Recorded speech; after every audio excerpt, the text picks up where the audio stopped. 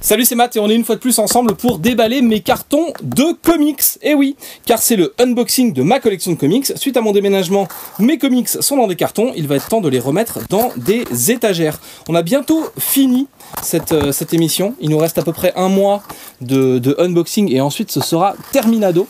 Et ce sera cool, on aura pu faire tout ça ensemble. Évidemment, ma collection a évolué, on pourrait refaire dès maintenant une émission. La collection serait différente, il y a des trucs que vous avez vus en début de série que je n'ai plus et des trucs que je n'avais pas et que j'ai désormais. Là, visiblement, il y a du Rackham, ça c'est le héros, et il y a du Glénat Comics, la première incarnation de Glénat Comics. Et en Glénat Comics première incarnation, je dois avoir à peu près tout, si je ne dis pas de bêtises.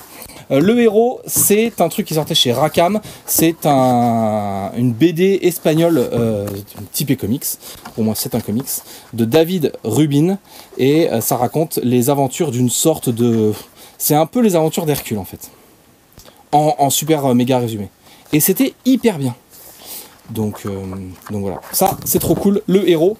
Par contre, ça m'étonnerait que ce soit encore édité et qu'on le trouve encore. En revanche, si vous êtes un gros fan comme moi du film de David Fincher, vous avez peut-être été intéressé par la sortie de Fight Club 2 qui est sortie en BD. Et bah Fight Club 2 en BD, et bah c'est un peu bizarre et c'est même pas très intéressant. Ça joue avec des concepts, ça crache soi-même sur la série. Chuck Palahniuk est donc l'auteur du roman d'origine avant le film, est dans la BD. Il y a des moments où les personnages sont paumés, donc ils vont frapper chez l'auteur pour dire dis donc, qu'est-ce qu'il faut qu'on fasse maintenant? Il y a des moments où il te manque des bouts d'histoire parce que il y a des plans où on dirait qu'on a collé des gélules sur les pages. Ah bah, j'ai même une page qui est complètement qui était niquée dès le début, dis donc, qui était mal coupée. Il y a plein de choses comme ça dans ce bouquin et j'ai beaucoup aimé le livre que j'ai lu, j'ai beaucoup aimé le film que j'ai vu et revu et re-revu, et je ne suis pas complètement convaincu du bien fondé de ce Fight Club 2 qui me semble être un petit peu cacatesque. Qu'est-ce qu'on a avant d'attaquer les Danger Girls de Glénat Comics? On a les archives d'essai. Oh là là, il y a de la vieillerie là-dedans. On a donc les archives d'essai 1964 et 1964-65 consacrés à Batman. Alors ça, c'est de la même façon que Panini fait des intégrales annuelles avec les X-Men, Spider-Man et tout, et ben il faisait aussi des intégrales autour de Batman. Donc Batman dans les années 60. Et donc ça permet d'avoir ces deux bouquins. Il y a quelques exemplaires de Marvel Comics, la collection de référence, avec le numéro 60 de la collection, c'est-à-dire Fear Itself. Donc les 60 numéros, j'ai pu vous prouver au cours de cette émission qu'ils sont en ma possession. Et donc on va sortir ce qu'il y a là-dedans. Vous avez pu déjà apercevoir la couverture de Danger Girl. Mais il y a aussi à l'intérieur de ce carton les Fanboys versus Zombies et d'autres réjouissances qui sont sortis dans le catalogue de Glénat Comics, première incarnation de Glénat Comics. Et puis à côté de ça, dans le fond du carton, on a aussi, vous avez vu Flashpoint tout à l'heure, donc vous aurez compris qu'il y a du DC Comics porté par ces petits coquinous de Urban. On va revenir là-dessus, c'est une sorte de teasing, on va revenir là-dessus dans quelques minutes, le temps de dégager ce carton. Alors, commençons par la fin, et donc commençons par Urban Comics, donc c'est les recueils de Urban Comics version New 52, avec donc Swamp Thing, la série pilotée par Jeff Lemire et Scott Snyder, donc il y a les 3 tomes 1 et 2 et 3 de Swamp Thing, qui ne sont évidemment pas dans l'ordre, puisque celui-là c'est le 1, je me disais qu'il y avait une galère, celui-là le 2 et celui-là le 3, et c'est une série du coup qui était sympa, qui était vendue comme sympa, et qui croisait en fait les intérêts de la série Animal Man, qui est pilotée encore une fois par Jeff Lemire, et donc il y a les 2 tomes de Animal Man, et ce qui nous fait un super crossover si vous réunissez ces 2 tomes de Animal Man et les 3 tomes de Swamp Thing. Il y a le Superman, la Genèse de Grant Morrison et Rag Morales. Il y a plein de trucs bien dans ce Superman, la Genèse, où du coup Superman est de retour à son histoire sociale. Superman, il allait quand même voir les les types, ils trouvaient que par exemple dans les années 30, il y avait trop de morts à cause des voitures, et donc ils disaient vous allez corriger ça, sinon je vous tue, ou je casse vos usines. Enfin, il était hyper vénère, très justice sociale, et du coup, il y a un peu de cet aspect justice sociale là-dedans, dans ce tome de Superman numéro 1, intitulé La Genèse, et donc qui est signé par Grant Morrison, et qui, à mon goût, est hyper bien. On a les numéros de Power Girl. J'aime beaucoup Power Girl pour plein de choses, et au-delà de son physique tout à fait avantageux, c'est la façon dont c'est utilisé par les auteurs, et dont on joue en fait avec le décolleté et avec le corps de cette super-héroïne, qui est une sorte de cousine de Superman, elle aussi, une sorte de version alternative de Supergirl, et c'est pas uniquement une nana avec un costume trop court et des seins énormes. Il y a un vrai fond rigolo et intéressant dans cette BD, et du coup voilà, les 2 tomes de Power Girl sont là pour vous ce soir, évidemment.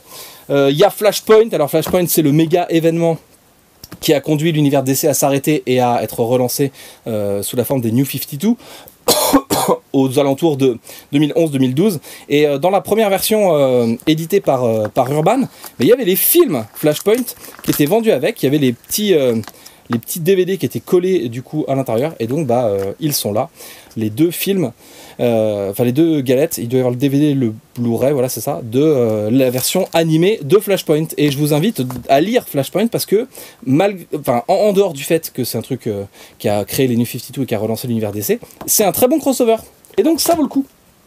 Mais ça, il y a plein de reviews sur internet qui vous le disent déjà. Il y a les 2 premiers tomes de Jeff Jones présente Superman. C'est pas mal, mais j'ai pas continué la série parce que c'était pas plus que ça ma cam. J'étais hyper content de voir que dans le tome 2, il y a des épisodes dessinés par Eric Powell, qui est le type qui fait The Goon chez Delcourt. Donc tout ça, c'est cool. Après, voilà, Superman, Jeff Jones présente Superman. C'est sympa, mais ça ira pas plus loin. Ce sera pas mon méga coup de cœur de l'amour. On a le Harley Quinn complètement marteau aussi, qui est le premier tome de la série, qui est pas oufissime, et c'est mon amour pour Amanda Conner qui fait que je l'ai gardé. Je l'ai pas lu depuis hyper longtemps. En fait, de mémoire, ça partait pas trop mal, et à la fin, c'était en vrille. Enfin, il y a toujours un truc un peu comme ça. Enfin, le côté Harley Quinn, le Deadpool de DC Comics m'intéresse pas plus que ça. Et puis, j'ai les 2 premiers tomes de Aquaman, la série qui m'a été survendue par Monsieur Chris de la chaîne Comics Raise, qui est un gros fan de cette série. J'ai donc les 2 premiers volumes, et puis je sais pas s'il y en a d'autres ou si c'est moi qui n'ai pas poursuivi. Je trouvais que le truc était intéressant, mais je n'accroche pas plus que ça à ce personnage, quoi. Et une fois qu'on a fait la blague sur alors tu parles au poisson, il y a peut-être d'autres choses à dire sur le héros. Enfin bref, moi de toute façon l'univers aquatique comme ça, c'est pas vraiment ma cam, et donc j'ai pas plus accroché que ça, même si c'est hyper bien gratté. Voilà, il faudra peut-être que je redonne sa chance à cette série. S'il y a 50 pouces bleus sur cette vidéo, je relis mes 2 tomes d'Aquaman. Oui, c'est un défi pourri, oui, tout à fait, je suis d'accord avec toi. On va changer de crèmerie, on va arriver chez Glénat Comics avec, on verra cela juste après, avec les tomes qui donc étaient publiés par la première incarnation de Glénat Comics, qui est facile à reconnaître parce que c'est une couverture noire avec un petit bandeau rouge, c'est ça la grosse différence, et que c'était un peu plus tourné vers un univers super héroïque. Et par exemple, c'est comme ça qu'on se retrouve dans cette collection avec les épisodes de Outzer, donc volume 1, volume 2 et volume 3. Outzer, c'est la série que Humberto Ramos a fait juste après Crimson, qui est donc ressorti en intégrale là encore chez Glénat, et du coup c'était pas mal cette série. Il y a plein de bonus et de matériel inédit pour cette édition. Par exemple, cette couve, c'est un truc qui a été fait spécialement pour Glénat Comics, et après l'histoire est un peu simpliste, où c'est des gamins qui vont devoir affronter des démons parce que leur ville a été vendue par les notables à des démons pour y maintenir la paix. Donc voilà, si vous aimez Humberto Ramos, franchement c'est pas mal, ça tient la route. Après c'est un peu simpliste en termes d'histoire. On a chez Glénat Comics les numéros de Wolfman, numéro 1, numéro 2, numéro 3 et numéro 4. Et Wolfman, c'est un personnage qui s'inscrit dans l'univers de Invincible, et c'est la seule série de l'univers d'Invincible qui n'était pas publié par Delcourt mais par Glénat Comics. Et donc il y a Wolfman dans cet univers, il y a Brit, il y a Tech Jacket, les Gardiens du Globe et évidemment Invincible. Donc les 4 tomes sont là. Wolfman, c'est est plutôt sympa, ça tient la route. Après, ça reste une des séries parallèles, une des spin-offs de l'univers d'Invincible. Ça n'a pas la puissance de la série d'origine, mais non, ça tient plutôt bien la route. Et c'est du coup ce type qui va commencer à se transformer en loup-garou et qui va décider de mettre ses pouvoirs au service de la justice et de ne pas devenir une bête féroce. Et Wolfman, ça avait déjà été publié d'abord, donc c'est la même chose en fait dans ces 2 tomes. Ça a déjà été publié d'abord chez Merluche, qui est la boîte d'édition de Monsieur Thomas Rivière, qui tient le site Original Comics, la boutique en ligne de comics, et qui avait sorti du coup Wolfman en son nom propre, et qui avait sorti le premier tome de Dynamo 5, qui était une série plutôt bien branlée, Dynamo 5, mais il n'y a jamais eu de suite, parce que Merluche, du coup, ça s'est fait agglomérer, et que c'est devenu la première incarnation de Glénat Comics. Voilà pour les petites informations structurelles éditoriales. On a aussi les 2 tomes de Fanboys vs Zombies, qui est une série qui est essentiellement contenue dans le premier tome. En fait, c'est des ados qui vont à la Comic-Con. En fait, la Comic-Con se retrouve envahie de zombies. Et donc, c'est des ados et des geeks qui doivent péter des zombies. Ils avancent et ils butent des monstres dans la Comic-Con dans ce premier tome, et quand ils sortent, finalement il y a aussi des zombies dehors, et donc ça se poursuit dans le tome 2, et le tome 2 finit en l'air, et on n'a pas eu la suite puisque cette incarnation de Glénat Comics s'est arrêtée. Donc ça, c'est un peu dommage. Pendant ce temps, Glénat Comics sortait des séries parallèles à Danger Girl, avec par exemple Danger Girl Trinity. Danger Girl, du coup, c'est un gang. C'est un peu les drôles de dames version J. Scott Campbell chez Image Comics. Et donc c'est un gang d'archéologues d'action, genre Indiana Jones, voilà, les drôles de dames, tous ces trucs-là. Et la série d'origine de J. Scott Campbell était cool. Évidemment, il a fait exactement comme Joe Madureira, il a tout laissé en l'air. Et du coup, il y a des séries dérivées, des mini-séries qui ont été produites autour de ces personnages pour continuer à exploiter la licence. Donc il y a Danger Girl Trinity, il y a Danger Girl Revolver, donc tout ça c'est sorti chez Glénat, et il y a le Danger Girl Destination Danger. À l'époque, voilà, c'était cool de lire ça. C'est des trucs d'action qui ne cassent pas 3 pattes à un canard, mais voilà, c'était assez cool. Après, je pense pas de toute façon que vous puissiez les trouver aujourd'hui, donc nous n'allons pas passer plus de temps là-dessus. Une des méga bonnes surprises pour moi de Glénat Comics, c'était Absolution, avec ce super-héros qui pète les plombs. Et du coup, c'est pareil, on n'a pas la fin. Du coup, ça reste en l'air. Et du coup, c'est bien dommage.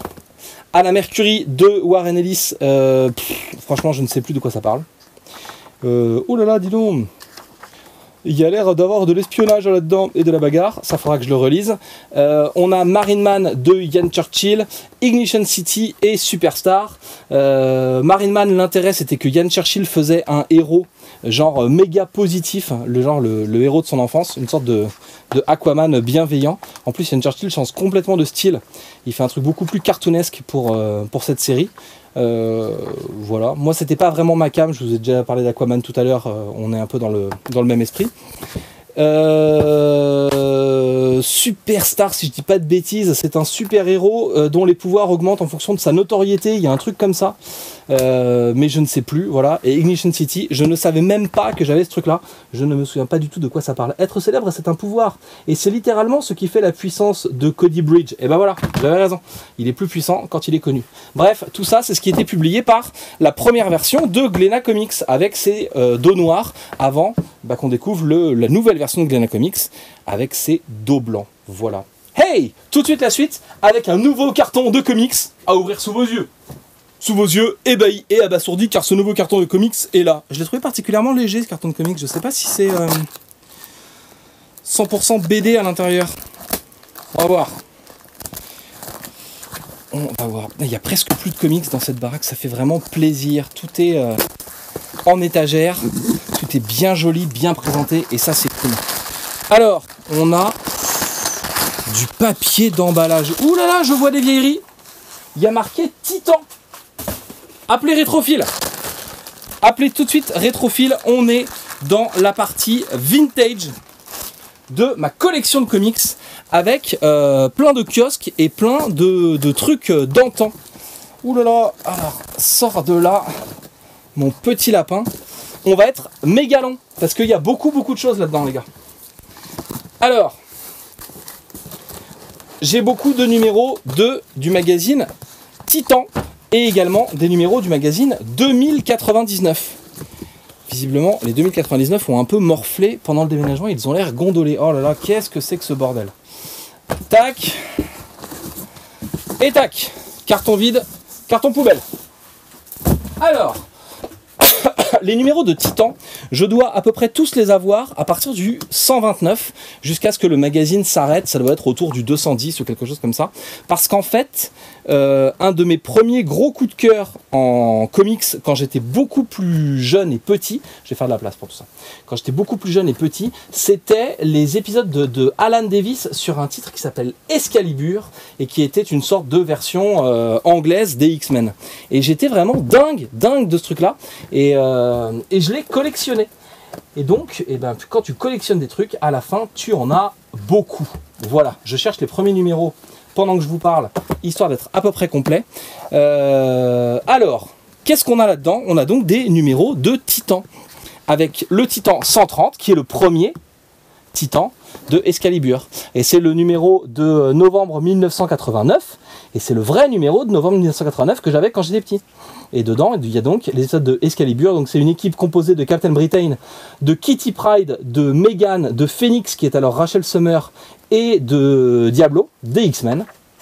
Et ils vont être confrontés à un système de paradoxe temporel qui va leur faire traverser des mondes parallèles dans lesquels ils vont découvrir plein de versions alternatives d'eux-mêmes et du monde. Et c'était hyper cool. Donc, numéro 130 en novembre 1989, numéro 131 en décembre 89, et puis après je te laisse compter dans ta tête, puisque y a à peu près tout, hein, numéro 133, 134, le 135, le 136, 137...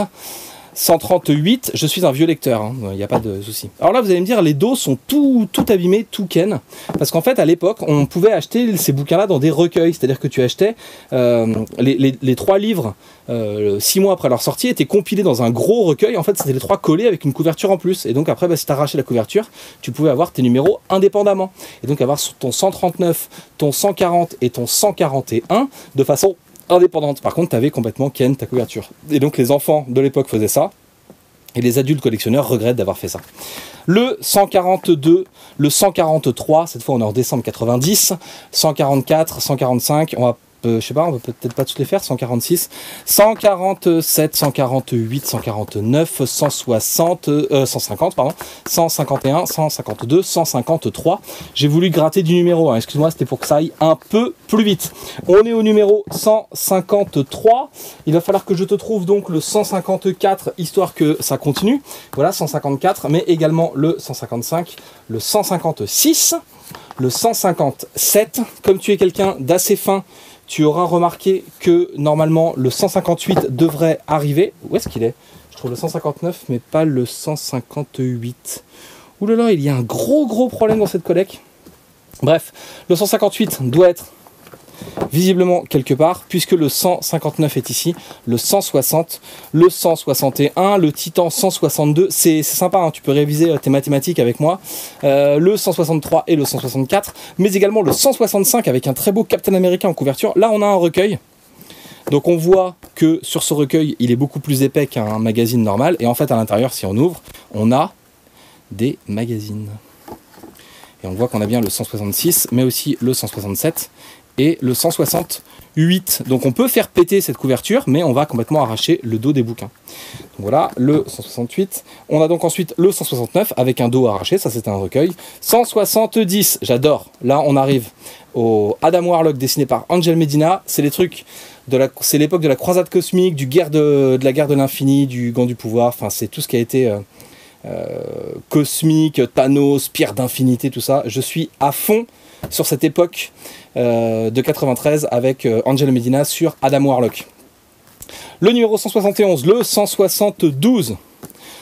c'est collé, voilà, le 173, le 174, tout ça, ça a été sorti de recueil, les dos sont pétés, 175, 176, 177, je te rappelle qu'on vient du 130, hein.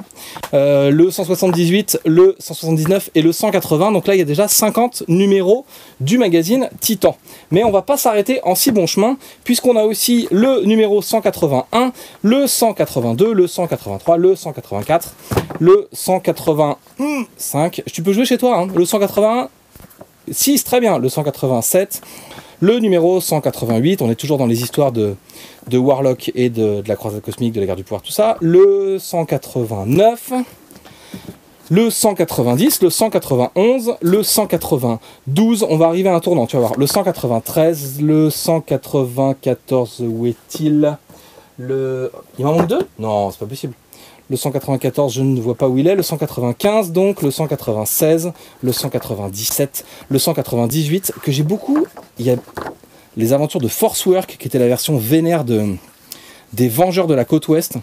Je t'invite à regarder les vidéos de Rétrophile pour t'informer sur les Vengeurs de la Côte Ouest. Et il y a des pages là-dedans que j'ai beaucoup redécalquées, redessinées et tout, dans des épisodes d'Excalibur, avec ce robot là qui se répare tout seul dans une grotte. Il y a plein de plans que j'ai beaucoup redessiné quand j'étais ado, vie ma vie de maths. Voilà. Bref, on est à 198. Il va falloir trouver les autres si on a envie d'être complet.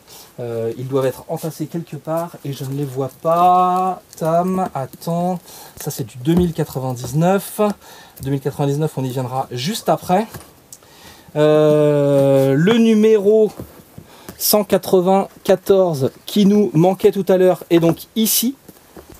Là on repart sur 198, donc le numéro 199, le numéro 200 de Titan, puis le numéro 201 qui reprend une ancienne couverture des Nouveaux Mutants, le numéro 202, le numéro 203, le numéro 204, le numéro 205, puis évidemment le 206 avec un petit Wolverine bien déchaîné, le 207, là on arrive au Clandestine, donc qui était une série de Alan Davis, qui est ressorti en rigide chez Panini Comics, le 208, le 209, le 210, l'ère d'Apocalypse commence, le 211, le 211, il manque le 212, voilà, il en manque toujours, donc là il manque le 212, et puis ensuite, ces magazines vont changer, puisque Semic va perdre les droits des titres Marvel, que c'est Marvel France, Panini Comics qui arrive, et qui va pouvoir reprendre les droits de ces titres et se lancer dans la publication des BD Marvel. Ce sera juste après les numéros Titan 214 et 215, celui-là ça doit être le dernier, si je ne dis pas de bêtises. Voilà, Marvel c'est fini, on nous l'explique avec le graphisme de Star Wars.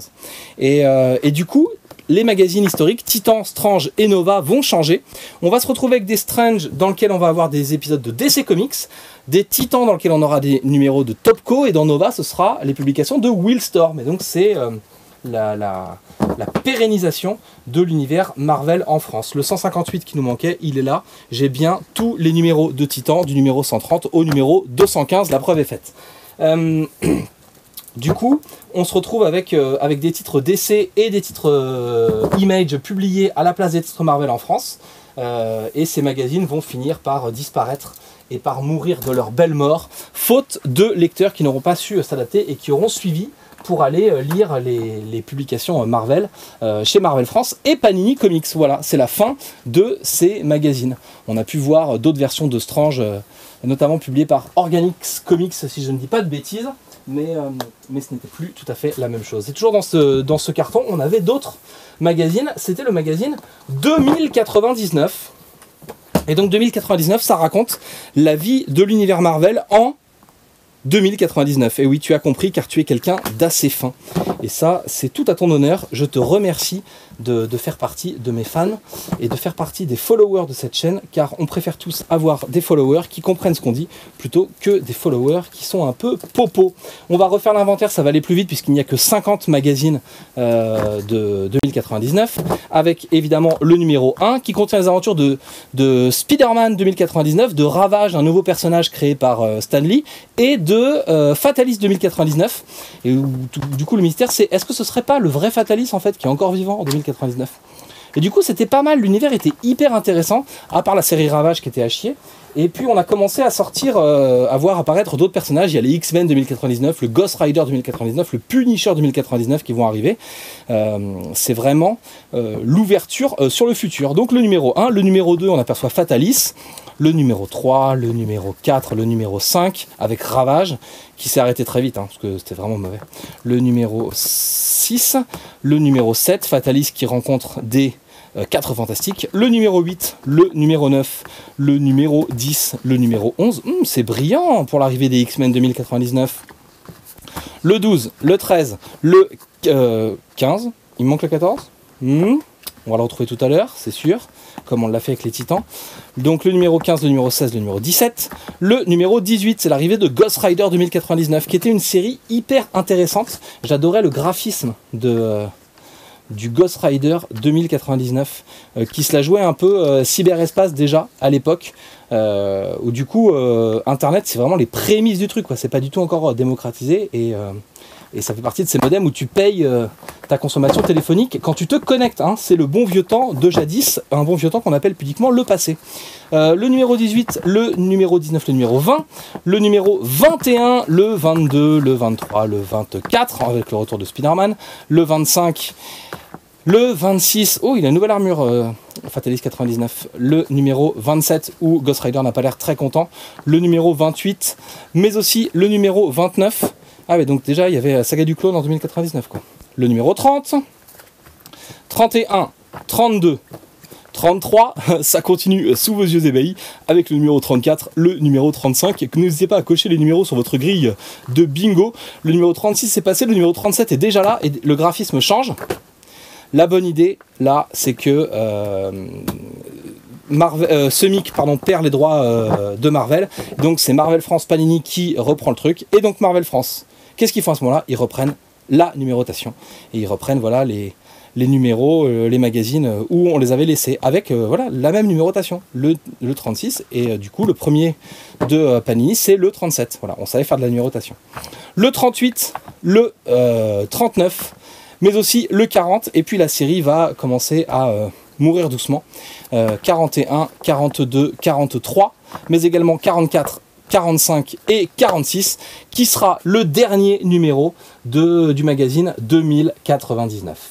Qu'est-ce qu'il y avait dans ce carton? Il y avait également le numéro 14 de 2099 qui nous manquait, j'avais bien dit qu'on allait le retrouver.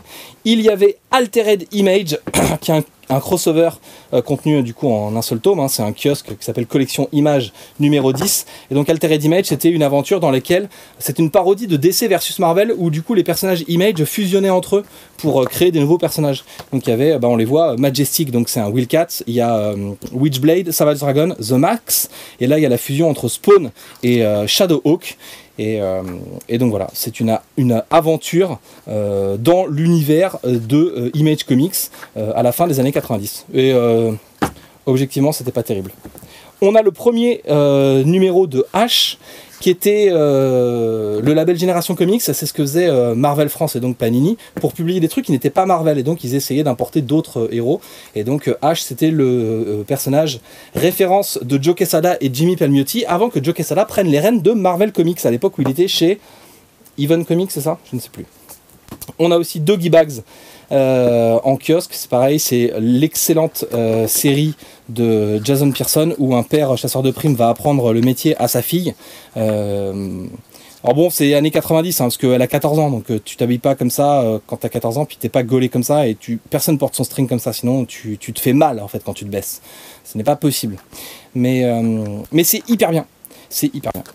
On a aussi le crossover Spawn Batman dans le Spawn hors série. Donc c'est un crossover dans lequel Spawn va rencontrer Batman et c'est co-signé par Frank Miller et par Todd McFarlane. Je dois avoir une version, ça doit être la version collect et je dois avoir une version à lire. Et puis pour finir dans ce carton, nous avions The Shadow Hero qui est un manga publié par Urban Asia, une sorte de super-héros chinois. Et c'est hyper bien ça. Ça, vous êtes passé à côté, c'est certain. Mais il faut pas parce que c'est plutôt cool. Voilà, c'était mon conseil lecture.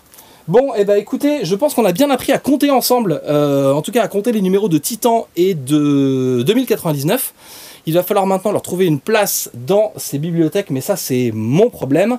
Le vôtre, eh ben, c'est de ne pas louper le prochain épisode de cette émission, qui aura lieu la semaine prochaine. Même jour, même heure, même chaîne YouTube. D'ici là, je compte sur vous pour commenter et pour liker, pour partager, pour faire connaître cette émission, et surtout pour me parler de vos lectures à vous, de vos collections à vous, parce qu'il n'y a pas de raison que je sois le seul à vous montrer la mienne. Voilà. Allez, c'est Matt. A plus, à la semaine prochaine.